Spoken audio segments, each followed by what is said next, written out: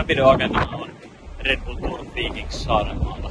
Kyseessä on siis 290 kilometriä pitkä hiekkatiekilpailu. Nykyssä on gravel. Kilpailu koostuu 3 eri etapista. Etappien välissä on 1 tunnin tauot. Ja kaikki ajetaan samana päivänä. Me ollaan Jaakko, AJ. Tervetuloa uuden videon pariin.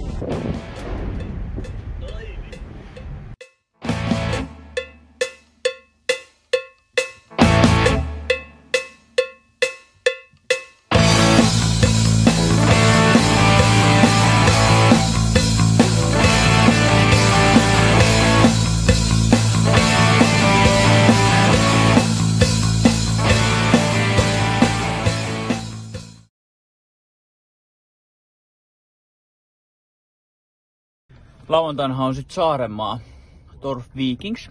Kyseessä on gravel-kisa. Se on 292 kilsaa tänä vuonna pitkä. Ja mikä sitten tekee erityisen on se, että siinä on 3 etappia, joiden välissä on tunti aikaa. Eli varmaan koko kisa tulee kestää noin 8,5 tuntia, 9 tuntia. Ja sitten siihen pitää vielä lisätä ne 2 tunnin pausia. Eli siis energiahan tulee menee tosi paljon. Joo, tänään mä kävin siis ostamassa. En siis pahemmin osta suomalaisesta supermarketeista mitään muuta kuin pepelakua ja sokeria. Nyt mä ajattelin testata joku Jollos vauhtikarkki. Mä katsoin, tässä on 42 grammaa hiilihydraattia, ihan ok. Sitten on Maxiksen näitä isoja geelejä. Fruktoosi, glukoosi, 2 yhteen, aina hyvä. Nämä on aika isoja. Näissä on 100 grammaa, jos se nyt väärin. 100 grammaa. Ja sitten tietty 200 mg kofeiiniä, sit kun alkaa väsyttää, niin tämmösen kun vetää, niin silmät aukeaa aika hyvin. Ja sitten tässä on itse asiassa tämmönen toinenkin Maximin geeli, ja tässä on myös kofeiiniä. Jos nyt väärin muistan, niin olisiko tässä 60 mg kofeiiniä. Sitten varmaan menee tommonen, mitenköhän mä nyt valehtelisin, 3-4 litraa juomista siihen, missä on sit sokeria ja betafueligeelejä, mutta betafueligeelejä ei oikein voi vetää niinku sen 8 tunnin edestä pelkästään. Mä veikkaan, että se vetää pakki aika sekaisin. Niin. Tää on hyvä, että tässä on näitä erilaisia vaihtoehtoja, mitä sit voi syödä kisa-aikana, ettei mene liian yksitoikkoisesti. Mä just vaihdoin polkimet gravelpyörään, koska Saarenmaahan on tosiaan aika flätti, tosi tasainen paikka. Ja mun mielestä viimeksi taisi olla yli 35 keskinopeus, niin että siellä ei ole mitään hirveän teknistä. Ja veikkaan, että maantiepolkimissa on vähän parempi. Ne tuntuu vaan niin kuin nopeammalta ja paremmalta, jalka pysyy kovemmin kiinni. Ja sen takia Ultegran polkimet, 4.8 hammasratas, 10.44 takana. Tää välitys vastaa aika lailla 53.11, eli ihan maantien välitys. Ja sitten yksi toka juttu, minkä mä itse asiassa tänään lisättiin pyörään.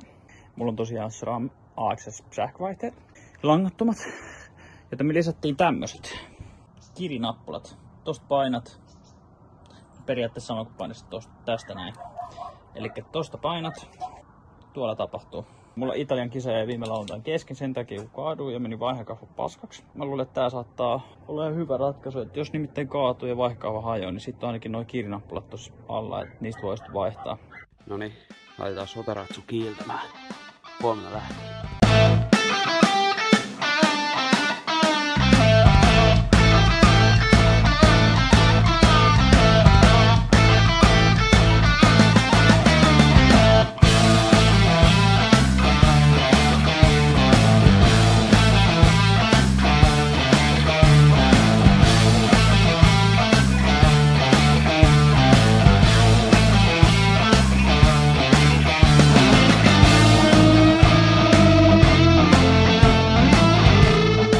Äidiltä anastetulla pyyhkeellä ketjupinttiin.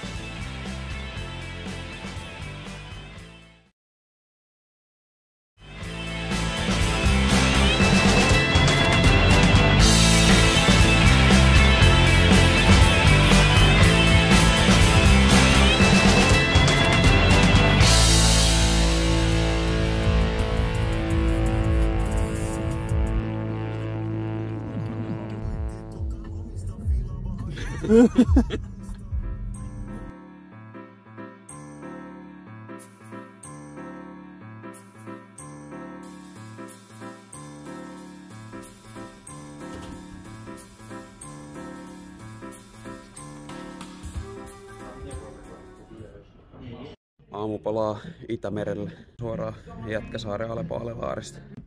Kello on 7.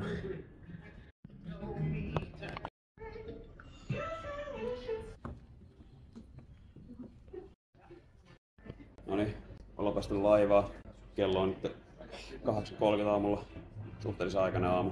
Ollaan siis matkalla Tallinnaan. Kohta pistetään auton noin kohti Saarenmaata. Kisareittihän tulee kulkemaan Virossa Saarenmaan saarella. Reitti näyttää täältä. Mutkittelee. En ole itse tuolla ennen käynyt. Tulee mielenkiintoista nähdä, minkälaisia hiekkateitä sieltä löytyy. Korkeuskäyrä nyt vähän hämää, kun korkeusero on vain 50 metriä. Et tosiaan koko 290 kilsan matkalla tulee vain 700 nousumetriä. Et käytännössä suhteellisen tasainen reitti. Eli kisa lähtee kello 7 aamuilla. Eka etappi 135 kilsaa. Toinen etappi on 95 kilometriä ja kolmas on sitten enää 62 kilometriä. Jokaisella etapilla on myös bonussekunnit. Voittaja 6 sekuntia, toiselle 4.32, jotka sitten hyödyttää kokonaiskilpailussa, kun lasketaan yhteen ajat erillisiltä etapeilta. Ja niin kuin Antti aikaisemmin mainitsi, että jokaisen etapin välillä on tunnin tauko. Eli jokaisen etapin nopeiten suorittanut kuski saa sen täyden tunnin. Ja sitten jos tuut tunnin voittajan perässä, niin sitten sun lähtee aika juoksemaan saman tien, että saa sitten pitää tauon tai raakana. Kuskilla lähtee suoraan päivään seuraavaan siirtymään.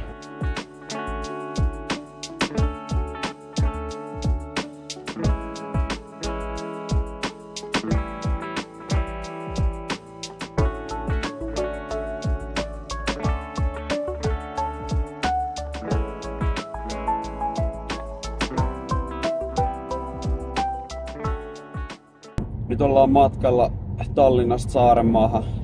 Tosta tosiaan täytyy ottaa lautta Viron mantereen puolelta sinne Saarenmaan saarelle. Tässä on 40 kilsaa jäljellä ennen kuin päästään siihen lautalle. Se lautta on puoli tuntia. Joo, suurin piirtein. Sitten siellä lautan jälkeen on Saarenmaan puolella vielä tunnin verran ajomatkaa jäljellä. Ajateltiin tässä vähän avata, että mietteitä kisasta. Joo, eli siis mä ajoin kisan 2021. Se oli eka kerta, kun ne järjesti tämän kyseisen Red Bull Tour of Vikingsin. Viime vuonna taisi olla välivuosi. Mutta tosiaan täksi vuodeksi se reitti on ihan erilainen. Silloin 2 vuotta sitten se reitti oli niin ihan konkreettisesti Saarenmaan ympäri periaatteessa niin kuin rantoja pitkin. Nyt se on siis enemmänkin semmonen söherö siellä saaren länsiosassa. Ja matka on myös vähän lyhentynyt. Silloin 2 vuotta sitten se oli 310 kilsaa, nyt se on se 290 kilsaa. Joo, 290 kilsaa. Siihen tulee todennäköisesti menemään ilman niitä etappien välisiä taukoja noin 8 tuntia ajoaikaa. Ei tiedetä ihan hirveästi ketä sinne on tulossa, mutta tiedetään sen verran, että Suomesta on ainakin Joonas Henttala tulossa. Ja Vladislav Makokon. Elikkä ihan Suomen kärkikuskeja tulossa sinne. Et suomalaisista on ainakin ihan kova kattaus siellä. Et virolaisiakin tosiaan listoilla on ihan kovia nimiä. Martin Laas ajaa World Tour -joukkueessa Astana Kazakstan. Sitten on Oskar Nisu ajaa NCL-sarjaa USAssa, Criterium-sarjaa. Itse asiassa kilpailun yksi järjestäjistä Mihke Räim ei valitettavasti ole tänä vuonna osallistu kilpailuun. Hän lähti Kiinaan ja kisaan, niin jäädään hänestä paitsi. Ja me tässä Jaakon kanssa vähän heräteltiin toiveet, että olisiko jopa Viron hallitsema maantieajon mestari Karpatri Klauk viivalla. Niin toivotaan, saatais kovemmat kisat aikaiseksi. Muuten ei ollut, lähtölista ei ollut vaikuttanut päivittyneen sitten viimeiseen muutamaan viikkoon, niin ei olla ihan varmoja lähtijöistä. Meinas tulla ohi toi auto, mitään helvettiä. Virolaiset maantiepyörälle paikalla on myös Siim Kiskonen, joka oli itse asiassa Finland Gravelissä 7. tänä vuonna, eli tosi kova kuski. Jo saadaan ainakin Suomi-poikien kanssa Siimistä hyvää vastustetta. Ei kuitenkaan lähdetä pelaamaan mitään Viro-Suomi vastaan asettelua, vaan ajetaan ihan Suomi-pojatkin toisemme vastaan, niin saadaan paljon kivempaa kisaamista aikaiseksi. Meidän reissuhan on siis alkanut nyt perjantai-päivänä. Tässä on nyt huomenna on kilpailut. Huomenna käytännössä päivä menee aamu 7 iltapäivän puolelle kilpaillessa ja illalla sitten palkitsemistilaisuus ja jonkunnäköinen jälkipippalot siellä kilpailujärjestäjän puolesta ilmeisesti luvassa. Joo, kun kisa on Red Bullin järjestämä, niin puitteet on myöskin sen mukaiset. Mun mielestä aina Red Bullin ja kaikki tapahtumat on tosi hyvin järjestetty. On muutama ruokailu siihen mukaan ja sitten pikku afterparty. Sunnuntai-aamuna sieltä kun ollaan palauduttu ja saadaan itsemme liikkeelle, niin ajellaan iltapäiväksi Tallinnaan ja sieltä illemmalla lauta takaisin Suomeen. Tää on tämmönen tehokas viikonloppureissu. Miltä susta on viikolla jalat tuntunut tätä kisaa varten? No nyt viikolla on mennyt valmistautuminen ihan hyvin. Viikolla käytiin tiistaina ajamassa paikallinen viikkokisa Järvenpäässä, josta on muuten meidän kanavalla jo aikaisempi meidän eka video.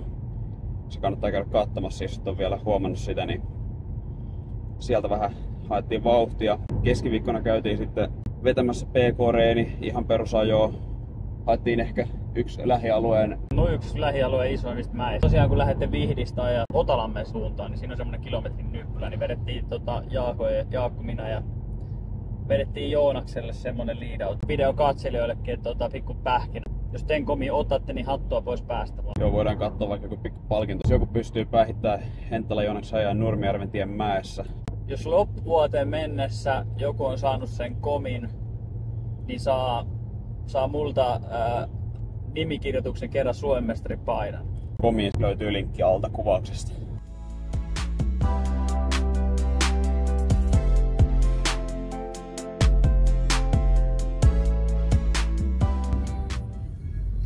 No niin, ollaan saavuttu Muhun. Eli se on niinku saari ennen Saarenmaata. Tästä mennään vielä sit silloin Saarenmaalle.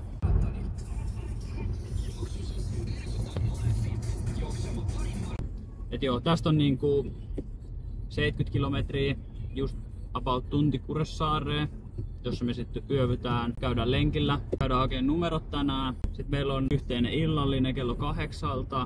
Ja sitten kello 21.30 on kisainfo, johon kaikki kilpailijat luultavasti tulee. Se on niinku kisajärjestäjä hotellissa. Eli tosiaan päästä varmaan lenkille mukaan. Käydään tosiaan pyörittelemään kevyt tunti, puolitoista tossa. Muutaman tulin kuluttua, palataan asiaan. Kaikki urheilijat tietää, että mitä pitää tehdä ennen lenkkiä. Ennen lenkkiä pitää syödä. Tästä me ollaan menossa justiinsa tekemään. Ei tiedetä vielä toki mihin, mutta eiköhän tästä massiivisesta ostoskeskuksesta joku mahdollinen vastapizza, joku paikka löydy.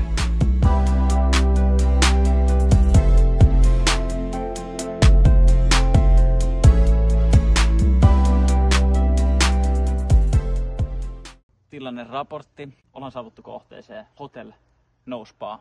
Ei riittänyt massit tuohon Saarenmaa Spa-hotelliin, niin otettiin sitten Saarenmaa No Spa-hotelli. Ei päästä hotelliin sisään, koska Tultiin tuohon ovelle äsken ja näpyteltiin koodiin, mikä tuli Booking.comista. Ja tosiaan kävi ilmi, että meillä on tässä vielä aikaa, että toi koodi aktivoituu. Anttius oli vähän virhearvio tehnyt tässä saapumisaikaa määrittää. No, ei kai tässä kamojen kerran. Istutaan penkissä ja nautitaan vähän Kuressaaren puistomaisemasta. Jotkut teistä saattaa tietää asian. Elikkä Saarenmaallahan riehuu kolibakteeriepidemia, joten pitää olla tosi varovainen hanaveden kanssa. Et pitää pestä tuolla pullovedellä hampaat. Ja yksi asia, mikä vähän ihmettää tai niin mietityttää, että kun mulla on noita haavoja siitä Italian reissusta vielä, niin pitäisikö niitä niin varoa vai voiko se bakteeri niin tarttua haavan kautta? En tiedä. I guess we will see, mutta taidan ottaa varovasti anyways. Odotellessa huoneen avautumista mä aloitan tää kuuluisa hiilihydraattilataus. Muutama nami.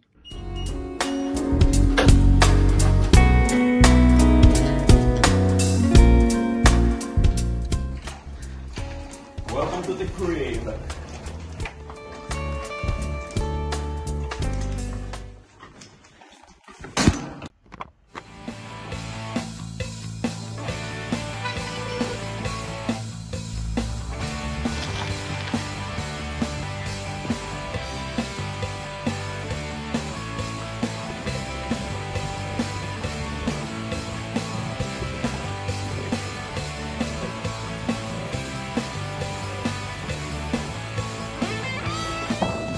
Saarenmaa Gravel! Ai! Ollaan päästy lenkille. Ollaan vähän hakee tuntumaa tähän paikalle. Tää hiekkatyöhän alkaa olee pre-race ride takana. 35 kilsaa. Reihän tunti. Mitkä mietteet? Mikä tunne? Solid shit. Jalat on kuin nuudelit, mutta onneksi Suomen on 290 kilsaa aikaa saada ne toimimaan. Pientä juminpoikasta havaittavissa, mutta kyllä se tästä vielä saadaan veivattua auki. Nyt vielä tosiaan rullataan Loilinkin lopuksi hakee numerot. Tosiaan käytiin ilmoittautumassa, tossa noin haettiin numerot ja mitä saatiin tämmönen laatikko. Tää laatikkohan on siis toimii samalla kilpailujärjestäjän keinona saada meidän henkilökohtaisia tarpeita sinne etappien välisille taukopaikoille, jotka on joka kerta vaihtuvia. Eli mitä kilpailulaatikosta saatiin? Saatiin juomapullo, komea Red Bull-pullo, ajolippistä, on vähän proteiinipatukkaa, tietenkin pari Red Bullia, kilpailunumerot ja jonkunnäköinen tarraa ja ajanotto-siru, aika perussettiä, parit kupongit ja hakaneulat ja nippusiteet, joilla saa numerot kiinni. Ja tän näköinen lappu laitetaan sitten pyörää. Mä kilpailen näköjään numerolla 78, Antti Jussi numerolla 33. Tästä lähdetään sitten hotellille päin ja suihkun kautta lähdetään kohta syömään, tankkaamaan lisää. Let's roll. Noniin, pientä valmistelua. Numerot on kiinni niin pyörässä kuin paidassa. Katsellaan vuoltaa. Housuun jalkaa. Remco Evenepoel on tippuneena. Vuolta taitaa olla taas yhtä ennäkkösykkeä vailla. Mitkä on mietteet? Jumbo-Visma dominoi vuoltaa Espanjan ympärillä jo. Näyttää siltä, että etapin jälkeen Jumbo-Visman kaverit mahdollisesti kokonaiskilpailussa sijoilla 1-3. Pyöräilypilalla. Hyvin kiteytetty. Tässä mä näytän vähän meidän lähestymistapaa, jos reitin varrella tapahtuu jotain odottamatonta. Nämä on patruunoita, joilla saa äkkiä laittua renkaan täyteen ilmaa, ettei tarvitse alkaa käsin pumppaamaan. Pumppu on kylläkin varulta teipattuna runkoon kiinni. Ja tossa näkyy tämmönen vehje. Se on tarkoitettu tubeless-renkaaseen spesifisti. Tässä tähän piikin kärkeen saa laitettua tommosia kertakäyttöisiä tulppia. Jos renkaaseen tulee reikä, tosiaan käytössä on tubeless-renkaat. Käytännössä ulkorenkaan alla on litkua eikä sisärengasta. Ja sitten sen litkun ja tämän tulpan avulla saadaan äkkiä korjattua ja saatua patruunalla rengas täyteen ja päästään toivottavasti mahdollisimman pikaisesti lähtemään. Sitten tietenkin tuossa satulalaukussa on pari varasisärengasta, jos nämä pikakeinot ei auta. Sitten tässä on vielä ketjupikalinkkiä, ketjurasvaa, teippiä, pikkusen pikaliimaa, jos jotain todella odottamatonta tapahtuu reitin varrella. Ja jos ihmettelitte, tää vahtomojen pala on tosiaan tarkoitettu laitettavaksi tämän patruunan ympärille, kun tämän patruunan laukaisee, niin sieltä sisältä tulee siis todella kovalla paineella hiilidioksidi. Ja tää patruuna käytännössä jäätyy, tulee tosi kylmäksi, niin tää vähän suojaa, ettei sormet kylmety. Ja osa näistä varaosistahan siis kulkee mukana pyörän päälle ja osa laitetaan tonne järjestäjän mukana taukopaikoille kautta etappien välipaikoille kulkeutuvaan laatikkoon, mihin laitetaan myös sitten vähän niin kuin näkyy taukotakkia, hupparia, vähän evästä, lisäevästä, sun muuta, mitä nyt tulee mieleen tai haluaa etappien välillä sitten käyttää tai pukea päällänsä tai syödä tai muuta vastaavaa. Vähän niin kuin Antti Jussi eilen avasi tästä ravintopuolesta. Tosiaan pitkä päivä, 8 tuntia. Suorituskykyhän optimoidaan samalla mahdollisimman paljon sitä hiilihydraattia syötyä sen suorituksen aikana ja toi tietenkin sitten ennemmin. Mutta tässä on vähän millä tavalla on sitten varauduttu siihen 8 tunnin rypistykseen. Eli tosiaan siinä on hyväksi todettuja PP-lakuja, niistä saa 60 grammaa per. Sitten tässä vieressä näkyy ehkä vähän liian montakin, mutta ikinä ei voi olla ylivarautunut. Näitä Maximin geelejä, mitä Antti Jussi oli eilen kanssa hakenut kaupasta. 100 gramman geeli, sieltä löytyy 63 grammaa hiilihydraattia. On näitä normi, sitten on nyt oransseja, missä on myös kofeiinia lisättynä. Sitten tauolle otettu molemmille etappiväleille yhdet proteiinipatukat, että saa vähän muutakin ja vähän banaania luonnollista. Antti Jussilla on sitten lisäksi noita Sissin betafuel-geelejä, niistäkin saa tosi hyvin hiilihydraattia. Tosiaan itselläkin kofeiinisotit käytössä, saa helposti pitkän suorituksen aikana lisää piristystä, kun saa tarpeen mukaan otettua noiden kofeiinigeelien lisäksi pikkusen potkua shotin muodossa. Ja sitten tietenkin kun ollaan Red Bullin järjestämässä tapahtumassa, niin kisajärjestäjän puolesta vähän kofeiinitankkausta saatavilla. Pullotkin on tehtynä valmiiksi huomista varten. Pitää shakeaa, että sokeri pääsee tonne. Mikä on lähestymistapa urheilujuomiin? Joo, eli tää on 750 milliä, eli tänne pistin 80 grammaa sokeria, eli niin, 80 grammaa sokeria on 8 grammaa hiilihydraattia, eli tämmönen olisi tarkoitus vetää semmoiseen tunti 4-5-2 tuntia huomenna. Sokeri on nyt todettu hyväksi hiilihydraatin lähteeksi suorituksen aikana. Mikäs siinä on ollut tuntemus ja minkä takia se on hyvä? No halpaa. No siis omakohtainen on se, että Betafuel on niin kallista ja Maurtenin on myös niin kallista ja henkilökohtaisesti tähän mennessä mä en ole kokenut mitään eroa. Kun mä juon sokeria tommosen määrän, niin se ei vaikuta mun vatsan toimivuuteen. Tähän mennessä tietty huomenna voi olla eri asia, kun huomenna on niin pitkä, mutta että vatta pysyy kuosissa. Tänään me ostettiin kilo sokeria €19 ja sä maksat yhdestä pullollisesta Betafuelia tai Maurtenin 3,20 melkein 4 euroa. Joo, tosiaan kilosta sokerihan saa. Siitähän saa semmonen 12-14 pullollista. Että... Niin on ihan niin paljon kuin tiukkaa kamaa tykkäät itse tehdä. Sokerihan on käytännössä glukoosin ja fruktoosin 50-50 suhteella yhdistelmä, eli yhdistellään näitä eri lähteitä, niin saadaan helpommin imetettyä isompi määrä hiilihydraattia tietyssä aikayksikössä. Hiilihydraattitankkausta unohtamatta tietenkään. Purkillinen hyvä. Hiilihydraatin jaloin muoto. Tosiaan ollaan täällä reissussa vähän budjettiratkaisulla omassa halvassa Booking.com-majoituksessa. Nyt täytyy vähän ottaa apostolin kyytiä, että päästään jaetulle kilpailijoille tarkoitulle illalliselle. Niin me luullaan, että voi olla, että joutuu maksumieheksi itsekin tässä hommassa vielä. Toivottavasti ilman ilmoinen sapusta. Ja sapuskan jälkeen tosiaan meillä on vielä infotilaisuus kaikille kilpailijoille koskee huomista kissaa. Joka on luultavasti Virossa, eli Kuseessa. Kuressaaren keskusta vaikuttaa ihan idylliseltä paikalta. Ihan siistin näköinen paikka.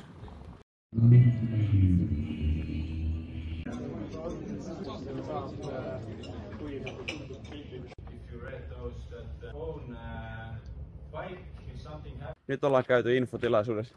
Katseltiin kelloa nyt tasan 10. Heti just herätyksen päälle ja puhelin ilmoitti, että 7 tuntia ja 30 minuuttia herätykseen. Voi olla, että huomenna ei mennä ihan vahvimmilla yöunilla, mutta ei mene kukaan muukaan. Ei mene kyllä kukaan muukaan, että se on jokainen on samalla lähtöviivalla ja näihin on kyllä kuitenkin totuttu, että aika usein kisatilanteessa ja kisapäivinä on jäänyt vähän edellisen päivien hässäköissä. Illalla, ilta venynyt. Antti Jussikin sai vähän uusia ajovaatteita. Niitä näkee sitten huomenna videolla. Me palataan huomenna asiaan ja muuta kuin kuomisseen.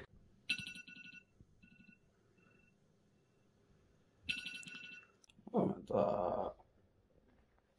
5.30. En ihan varma nukuinko ollenkaan koko yönä. Tässä töissä oli vähän vilkkaampaa porukkaa, että mä en tiedä, oliko se sitten menossa bilettää vai mikä homma.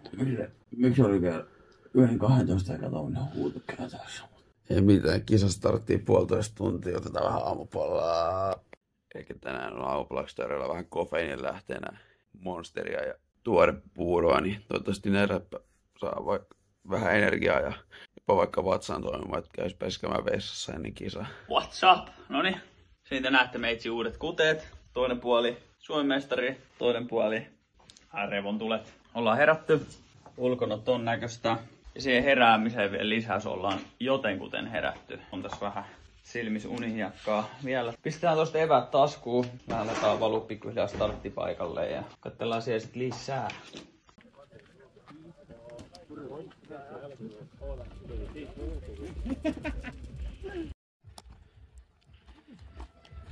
Mitä vittua?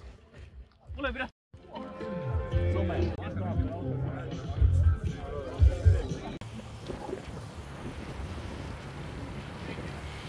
Neutraali! Kisa alkaa kohta!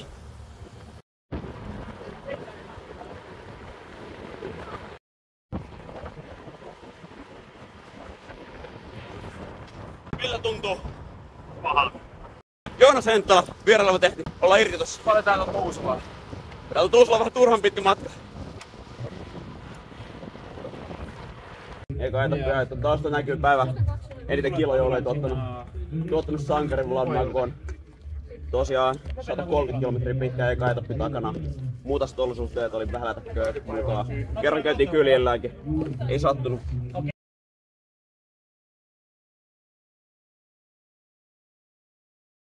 No niin, maaliin on päästy. Paljon meni yhteensä aikaa 284 kilometriä. Mä oon tallintaan joka reitti erikseen.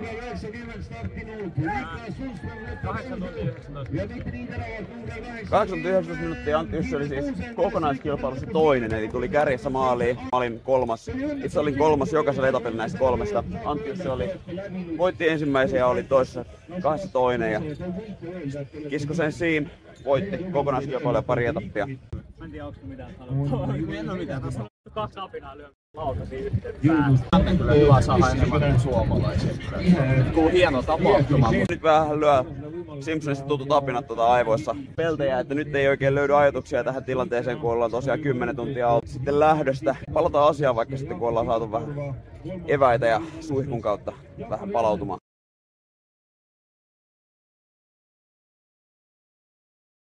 Sitten käydään hakemaan vielä meidän eväslaatikot, missä on henkilökohtaiset tavarat, mitkä oli ihan etapeilla, ja sitten painutaan hotellille Nousepal. Pyöräkin on sen näköinen, että ollaan painettu 300 kilsaa hiekkateitä ja oli siellä muuta ja vesitäköitä ja muuta reitin varrella. No niin, eli niin kuin kuvasta näkyy, Väsyneet miehet. 285 kilometriä ajettu. Kello on 15:08 illalla. Tultiin varmaan tuossa 2,5 tuntia sitten ehkä maaliin. Voitaisiin käydä teille periaatteessa niin kuin kaikki nuo etapit läpi.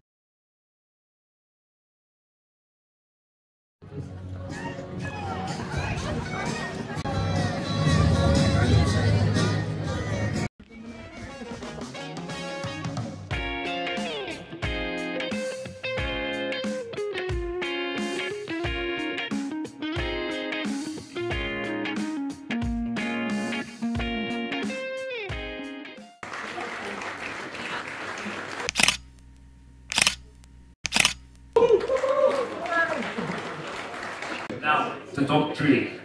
I think you know the top 3 already by heart. Third place to go today goes to Jaakko Sillankorva!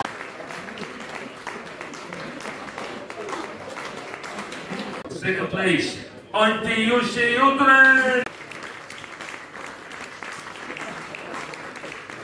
The first place, ja tänane võitja, Siim Kiskonen!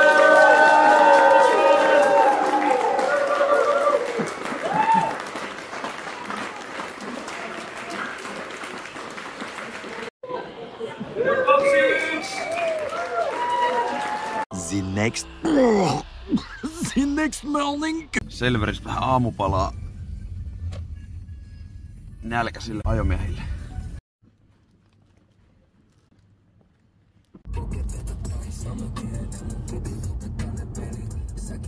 Ollaan päästy Saarenmaalta Tallinnan päätyyn. Piti ottaa aika aikainen lautta sieltä Saarenmaalta tuohon Virtsuun, kun Saarenmaalla oli ne ruokafestarit. Ja vaikutti, että tänään oli kaikki noi lautat täynnä.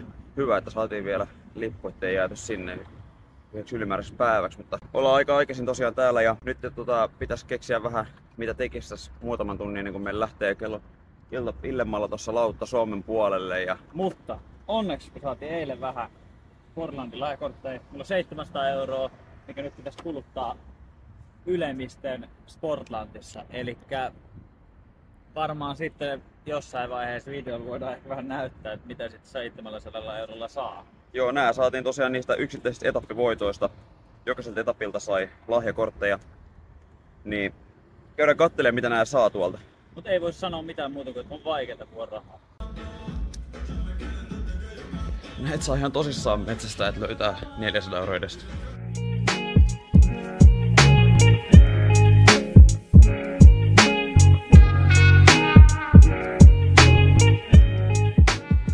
Täytyy ne eilisen menetetyt 8000 kaloria jotenkin takaisin saada.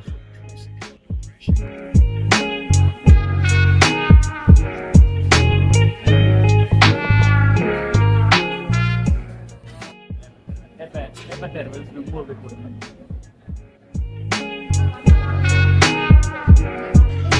Sportlandistahan löytyy ihan perusvaatteita, pikkusen liiviä, syksy on tulossa, vähän kaiken näköistä pientä pitkähästä paitaa ja no budjettihan täytyy tämmöisillä pikkusilla sälöillä ottaa, ettei jäänyt Sportlandi yhtään voitolle tästä niiden lahjakorttisysteemistä. Että Joo, eli tosiaan sen päivänä perjantaina oli se Riders Meeting, alkoi 9:30 ja loppui varmaan 10.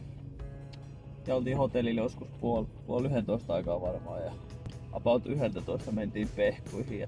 Sitten oli hotellissa oli vähän paperiseinät ja siellä oli kaikenlaista juhlan tynkää siinä viikonloppuna, niin oli vähän meidänkin hotellissa oli bilettäjää siellä, niin ei ole mitään Whoopia tai Oura Ringia tai Garminia, mikä sanoisi paljon nukuin, mutta kyllä mä väittäisin, että semmonen ehkä vähän alle 4 tuntia, ei ainakaan semmonen hirveän virkeä olo, kun tuossa vähän 5 jälkeen herättiin. Tuo itse asiassa eka asia, mitä sanoinkin, taisin sanoa, että en ole varma nukuinko ollenkaan. Niin. Mutta kyllähän se kun saa vähän nokkoa masuun, niin kyllähän se 300 kilometriä taipuu ihan hyvin. Joo, me oltiin tehty valmiiksi tosiaan aamupalaksi siitä pikku tuorepuurot ja energiajuomat, joilla saatiin sitten kroppaa vähän käyntiin ja energiaa koneeseen ennen kuin lähdettiin sitten siitä aika piakkoin sitten sen syömisen jälkeen 6:30 maissa sinne lähtöpaikalle ja pikkusen kilpailun kulusta. Niin kuin varmaan ollaan mainittu useamman kertaa videoilla, kilpailu koostui 3 etapista. Aamu 7 alkoi eka, 135 kilsaa, toinen. Se oli 95 kilsaa ja viimeinen oli sitten 60 kilsaa. 61 kilometriä. Ja jokainen etappi siis ajettiin erillisenä kilpailuna. Jokaisesta etapista oli palkinnot ja hyvityssekuntit sitten kokonaiskilpailumissa ja laskettiin yhteensä etappien ajat yhteen ja sitten siitä saatiin kokonaiskilpailun tulokset selville. Eka etappi lähti 10 kilometriä saattoauton perässä, jonka jälkeen sitten lähdettiin vapaaseen vauhtiin. No, vapaa vauhtia lähdettyä meistä 4 suomalaisesta Vladislav Makogon päätti sitten aloittaa urakan, itse asiassa koko päivän mittaisen melkein urakan iskemällä heti melkein paukusta. Käytti siinä 80 kilometriä yksinään, eikä ei ollut välttämättä ehkä fiksuin veto omasta mielestä, mutta me saatiin sitten porukalla yhteisvoimin saettua kiinni siinä reilu 2 tunnin kisaamisen jälkeen, jolloin meitä oli sitten siinä Vladia seuraavassa kärkiporukassa 5 kuskia. Joo, siinä oli minä, Jaakko, Henttälän Joppe, Siim Kiiskonen, joku virolainen U23 pienen repäisyn seurauksena Vladia. Sitten se nuorempi virolainen poika tippui sitten siihen. Niin, sitten nelistään käytännössä me 2, Joonas ja Siim Kiskonen Virosta ajettiin maaliin ja eka etappi päättyi käytännössä 3-keskisen loppukirjan. Joonas ei ihan päässyt siihen kirjaan mukaan. Mukaan oli aika tekninen loppu, tosi monta mutkaa lopussa viimeisellä 500 metrillä. Ja Anttiussihan sen siitä hoiti sitten. Siim tuli toiseksi, tosi tiukka kamppailu mun ja Siimin käytännössä varmaan senttimetreissä kiinni. Ihan rinnakkain tultiin maaliviivan yli sen Anttiussin takana justiinsa. Ja sittenhän se tarkoitti sitä, että Anttiussi pääsi tokalle etapille johtajan paidassa. Tosiaan etappien välillä oli se tunti. Käytiinkin siinä itse asiassa eka ja toka etapin välillä kaupassa ostamassa vähän vettä. Toki siellä olikin se kesteen kaikkea pientä evästä ja Red Bullia, mitä se. Ekalla etapilla oli tosi paljon mutaa. Pyörät oli aika karmeessa kunnossa jo heti ekan pätkän jälkeen. Siellä oli syviä lätäköitä. Varmaan jos löytää hyviä kuvia, niin voidaan lisätä tähän. Siellä laitettiin kyllä mudassa ja lätäkössä. Mä olin vielä ekstra mutainen, kun käytiin vähän siinä mudan pinnassa kylpemässä, kun Siim kaatui mun edessä polkupätkällä, mikä oli tosi mutainen ja siinä ei ollut mitään tehtävissä. Painettiin siihen hakemaan vähän maakosketusta. Tosiaan se toka etappi lähti aika rauhallisesti. Ajeltiin varmaan 15-20 kilsaa ihan kevyesti ja sitten pienemmällä metsäpätkällä me periaatteessa sama porukka kuin ekallakin etapilla erotuttiin. Ja sitten ajeltiin ihan sulassa sovussa perusteella ketjua ja sitten 40-kilsainen maali alkoi iskuttaminen Siimin puolesta ja se yritti luoda jonkunlaista eroa muuhun. Joo, mä meinasin siinä vähän tippuakin välissä. Siim iski semmoisella tosi rouhealla hiekkatiepätkällä, se oli just lannattu tai jotain, se oli tosi pehmeä ja se oli käytännössä ihan tien laidassa, oli vaan pieni pätkä, missä ajaa tuuli just silleen sivusta, että vähän meinasi olla tiukkaalla peesissä, ei meinannut oikein löytää siitä tuulen suojaa siinä edessä menevän takaa ja siinä meinasi vähän rakoa tulla. Onneksi sain sitten vielä hilattua itteni siihen mukaan ja meitä oli lopuksi 4, minä, Anttiussi, Siim ja sitten Vlad Makokon tällä kertaa. Ja sitten tosiaan Siim voitti sen, mä olin toinen, Jaakko oli 3 ja Vladi oli 4. Tokan etapin se maali oli ihan siellä Saarenmaa säären lopussa, eli se loppui ihan merellä. Tosi löysää hiekkaa ja sinne sitten loppui maali. Oli oikein kirja semmoisessa ihan rantahiekassa, siirtohiekassa, se oli sellaista painimista siinä. Tässä on pari klippiä siitä, tai ainakin 1 klippi siitä, millainen se maalipaikka oli, kohtuullisen hienot maisemat siellä. Sitten siinä saatiin istuskella taas tunti taukoa ennen 3. etappia. Siinä oli hyvä keli, alkoi paistaa aurinko, alkoi olla iltapäivä ja lämminkin, niin siinä sitten paisteltiin päivää tunnin verran ennen kuin jatkettiin vielä viimeiset 60 kilsaa. Tässä vaiheessa oltiin siis ajettu jo 6,5 tuntia ja 220 kilometriä kisaa, että siinä alkoi jo pikkusen painamaan itse kullakin varmasti. Sitten lähdettiin vikalle etapille 8 kilon saattoajono ja sitten aika nopeasti vikalla etapilla minä ja Siim sitten päästiin karkuun muilta. Ja parikymmentä kilsainen maali ja mulla tosiaan valot sammui aika pahasti ja sitten periaatteessa istuskeli vaan Siimin peesissä ja piti selviytyä maaliin, et eipä siinä oikein. Se voitto oli siinä vaiheessa jo ratkaisu, ei mulla ollut vikalle etapille enää minkäänlaista saumaa enää niin kuin jalalla voittaa sitä kisaa. Joo, meillä tosiaan siinä, mä jäin siihen seuraavaan ryhmään sitten, puhuttiin just muiden suomalaisten kanssa, että käytännössä kokonaiskilpailussa mulla oli jo varmistunut käytännössä 3. paikka, mulla oli tosi vaikea enää nousta siitä ja sitten käytännössä Anttius ja Sim sai ratkoa 2 ja puhuttiin muiden suomalaisten Joonaksen ja Vladin kanssa, että antaa niiden ajaa, että ei ajeta tätä rakoa nyt väkisinkään tästä nyt kiinni, vaikka ne olisikin höllännyt siinä. Ei varmaan oltaisi pystykään ajaa, kun ajavat aika kovaa siinä alkuun. Mutta kuitenkin niin ajeltiin siis rauhassa muutaman virolaisen kanssa. Itellä tuntui vähän, vaikka oli pitkä päivä, niin aika rauhalliselta tahti siinä. 5 kilometriä ennen maaliin mä iskin siitä. Ajoin 3. taas etapilla. Eli jokaisella etapilla mulla tuli 3. sija ja Anttius ja Siim oli sitten edelleen jo ratkaissut 1. ja 2. Ja miten se loppu meni tolleen noin niinku tarkemmin ottaen? Joo, siis Siimillä tippui ketju itse asiassa 500 metrinen maalia, mutta mä jäin sitten oottelemaan Siimiä, kun en kehannut ihan niinku hyvässä urheiluhengessä. Niin en ihan kehannut ottaa kirsikkaa kakun päältä, kun itse juuri mitään tehnyt koko siinä vikalla etapilla, niin otettiin se ja sitten kirittiin ja niin kuin luultiin, niin siinähän sen tietty sen kirin voitteesta. Maali oli tämmöisellä tosi hienolla linnakevallilla. Tässä saattaa olla joku klippikin siitä, millainen paikka oli. Oli viimeisen muutaman 100 metrin oli siihen vallin päälle pari nousua, tiukkoja semmosia ja teknistä nurtsimutka. Niin eli olisin periaatteessa voinut voittaakin vielä pikallakin etapilla yhteiskilpailun, luultavasti jos 1 kaveri vähemmän. Siinä on urheiluhenkeä kaikille, että mallia siitä. Ajoaikahan tuossa setissä sit tuli noin 8,5 tuntia Anttiusilla, ihan pikkusen vähemmän kuin mulla. Ja kokonaisaikaa niinä etappien väleinä niin 10,5 tuntia käytännössä 10,5 tunnin kilpailua.